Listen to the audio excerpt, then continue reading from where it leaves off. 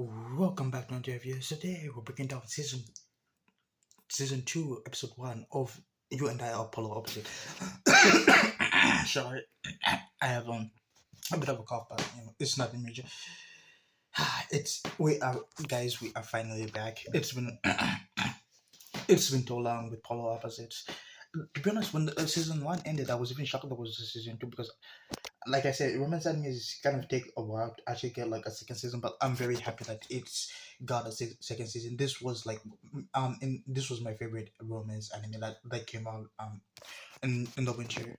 Yeah, it came out winter. And seeing it back again, a lot of memories flashed flooded back with me. It was as great as I remember it. It was, like I said, it was genuinely funny. I laughed at every one of the comedic timings, everything about it. The romance in that show is still growing strong. We have more couples which are forming, and I'm happy for it. Like I say, I'm always happy when like there are the kind of like puts out like more couples, like side characters kind of get more moments instead of only focusing on like the main couple. They are going to focus on like the side characters and gives them like more character development. I think that kind of expands more on like the world. It kind of gives the story more depth, I would say. Just makes the story more fun, and that's what I love about like polar opposites. I'm sorry. That's what I love about polar opposites. I don't know if each of the side characters in our main group will actually have date, because at this time we only have two, because he's dating that girl. Taida and Asma are probably gonna date. So we only have two girls remaining who kind of like haven't actually dated. Anyway, let's get into the story itself. Let's get into the second season of the first episode, which genuinely was like a great episode. It like the episode kind of started like it felt like the episode the season never even ended. That's what I love. Let's just get into it. The episode starts as it ends. It starts off big. We kind of get like I wouldn't say we get reintroduced to like the characters, but it just starts off like with the characters going back to just I'll say going back to school. Oh wait, I'm sorry. This is season one. I'm looking at layout like when I started scrolling through. This is season one. That's the mistake. This is season one. Okay. I am very sorry for the mix up. I mixed up episode one of season one and episode one of season two. Like, and thank goodness, like, I was doing a rewatch of season one to actually, help me with like, get into the groove of season two. So like, it kind of immediately clicked. I was like, yo, this is not season one. This is not episode one of season two. What am I watching? But anyway, okay. Season two, episode one kind of starts off with Suzuki kind of introducing herself. She has turned 16 and is in her second year of high school. So basically, season one was like year one. Wait, so are they going to do like what's this, season one, year one, season two, year two, and season three, year three? Like I I like there's a part of me that wants it and don't want it at the same time, because if they kind of do that by season three, the anime will end like, and I will be happy it ends or be sad it ends again. Like things ending, it's inevitable, but like it's kind of like sad when things end. That's why I kind of clean. That's why when I started watching anime, I was cleaning on to like longer running animes like Naruto, Bleach, what's this, Dragon Ball, One Piece, because those had like thousands of episodes. So like I knew like it was taking me like a very long time to actually like finish it. So to the point where like I cling on, like I say, I cling on like when an anime has like a 12 episode, it's a 12 episode anime and it's genuinely really good, and like that it's ending. You kind of don't know if it's getting in season two, and then when you pick up the manga, like it has only like a few chapters left. So like you read it and it ends. It just concludes. You'll be like, you get that feeling that everything ends. Anyway, and as it happened last season, episode 12, Miyu on a Suzuki. I don't know. I kind of feel conflicted of calling him Suzuki. I like calling him Tani. Like Tani has its own ring to it. Like, but like anyway, Tani and Suzuki kind of started calling them by calling each other by the first name, which you kind of can tell by like him going saying good morning Mayu instead of good morning Suzuki. And then going as we're going to school, we kind of meet Nabi Nabisaka. To be honest, I never really had to say her name, but like I just call her Naba. Or should I call should I say Sato? It's Nabisato. Maybe she has a nickname, but like anyway, we meet Nabisato. Okay, I just made a connection, and I might be like really dumb right now, but like when she said when she said Nabisato, it was basically like mixing like Sato's name and Wanatabe's name, so like Nabisato, which I might have been dumb. It kind of took me like it took me a while to actually hit the clue. Like it's Suzuki. It's Miyu. Miyu kind of comes up with names where like when I watched the first episode, I didn't catch it. But when I'm making a video, you kind of have to like get into the nitty gritty. Now you kind of get it. And we also made um Nishi Yamada. Sorry. Uh, she we meet Nishi okay. Anyway, let me focus. We meet Yamada, Nishi, and Handa. This I wouldn't say this kind of they became like a trio, but like if you don't meet Yamada with like the main group, you kind of you just fighting him with him, and as we know, he's spinning his game, he's trying to get his pay, and last season there was like major improvement, as if you remember from episode 12, they kind of held hands, even like it was a really like sweet moment. To be honest, I'm with Handa right now. Like when I'm watching this too, like you're gonna get squeaky and jiggity, like everything just feels vibey, everything just feels nice, like these two are like a main couple like I'm rooting for. Okay, no, Yamada and Nishi are like the secondary couple that I'm rooting for the like the supporting cast. I think Tera and Azuma are like my favorite couple of them all. Like it's like they have chemistry. Like I would say they're both the same side of the same coin. Like we know Tera was a fat kid who got bullied in middle school, so he changed it up in high school, but like he's still insecure about it. And then we have Suzuma. Oh God, Azuma. I I was going through all this. It tired Azuma. Like I say, when if you're reading like subtitles, it kind of goes over your head. But like anyway, anyway, Azuma kind of has like really. I wouldn't say she has low sense of esteem. It's just she doesn't know her worth. Like she like in a way she kind of treats herself like Taylor, but like in a more unopen way. Like she doesn't really know her worth. Like she lets people like walk around her, like walk over her. Like she I wouldn't say she doesn't have a spine. She knows that people are walking over her, but like she doesn't have that much like self-respect for herself to like actually like talk back to them, like tell them like no, what you're doing is not right and whatnot.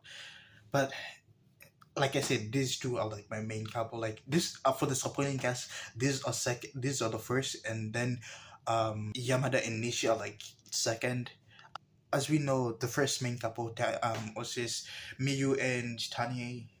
I forgot Tani's main name. I think Yusuke. Yeah, Yusuke and Miyu. To be honest, I haven't really gotten used to calling them Yusuke and Miyu. I'll probably be calling them Tani and what's this and Shizu. Anyway, let's continue talking about like the episode itself. I think the episode was chill. It was like a pretty chill episode. The first half of the episode was just us and the group, like hanging out, vibing out, just living life as we are. And to be honest, this is like probably my favorite part of the episode, because it kind of talks about how Azuma is like how she doesn't value, not that value herself, but like how she is, like how she kind of like goes for people who like who move fast. Like if someone like how friendship takes time. Like you can like you- I know people sometimes joke around like how guys become friends, but like it kind of starts off awkward at first, and then you kind of get to know each other. But like also Azuma doesn't really want that. She wants like a fast pace, like you vibe with someone, you catch on, and like I'm not saying that like those people, those type of people are bad people. No, it's just the people she kind of associates who move fast are kind of always turn out to be like the bad people. You can have like someone like Yamada, who's like a really fast person, fast paced person, but like he's a good guy. We know that. It's just like even it's just she doesn't know her own worth. Like she treats herself as the lowest of the low. Subconsciously, she thinks that she deserves. Not that she deserves it, but like she just doesn't care about herself that much. And like it was pretty much of like it was talked about a lot in season one. Even in season two, if they kind of bring it up about how like she doesn't really care about herself. And another part of like the episode that I really enjoyed is this part of the episode where kind of like Taira kind of like kind of, because like I said, Azuma and Taira are like basically the same people. They really don't value themselves. Taira kind of like doesn't value himself. Like he thinks he's not worthy to be walking alongside with Azuma, so he makes up an excuse to like go in the bookstore. But Azuma kind of takes it like Taira doesn't like want to be with her. Like Taira doesn't like hanging out with her, which kind of leads into like emotional bit of, well, like if Teda didn't go back to her and work with her, like I think Azuma would have gone low with the low, like her self esteem would have gone down the gutter. And like I love how like Teda kind of like Teda is always like the straight man of the show, but like even him, he noticed like he was the person who was on the rejecting side. He was always rejected in middle school. That's why he changed himself, and now indirectly he is rejecting what's his Azuma. Like he has been rejecting Azuma even in season one. You can even tell like when they just told them he makes up an excuse to walk away.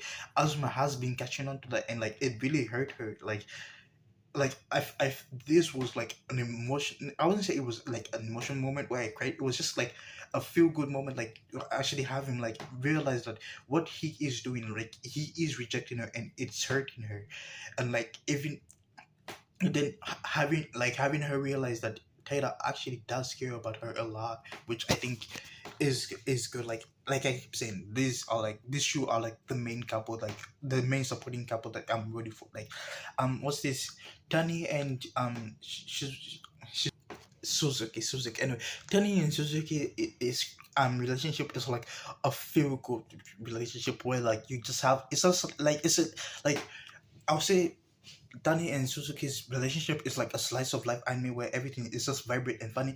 And then we have Taira and Azuma's relationship is like a drama where you where they you get to connect them on like an emotional level, like you just connect with like the character. Like this is it's the same with Nishi and Yamada's relationship, which yeah, a relationship, it's like a feel good relationship. It doesn't have that emotion. It has some emotional moments where like Nishi kind of starts, like in the last season where Nishi kind of ends up kind of promises that she will be able to look Yamada in the eyes, because Yamada also notices Nishi, whenever they're talking, she doesn't look at him in the eyes. She just looks like halfway down, not the crotch, that's weird, but like she just doesn't look at him. But like they have the emotional moment, but like Yamada and Taira and Suzuki, Azuma have like an they're connecting on an emotional level. Well, like they're helping each other get through like their past trauma and everything. Like he has baggage in his life, she has baggage in his life. Like the only person to be able to like help someone is someone who has experienced those type of emotions.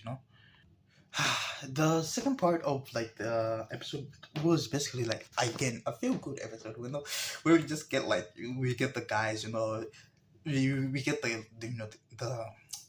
we get Suzuki and Tani, like shopping, grocery shopping, since it's Christmas, which went by really quickly, to be honest. The episode started in autumn and now we're in Christmas. That's really, I don't know, that's like the fastest school year I've ever been. If school years were like that, to be honest, I would genuinely be really happy with that.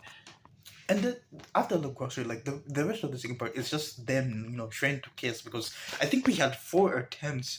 Like the first one, I don't consider it a kiss. The second one, like the bump teeth, I like again I don't really consider it like we keep getting cut by the kiss. Like I don't know, I just want to see them kiss. Like season two, they didn't kiss. Season one, they didn't kiss.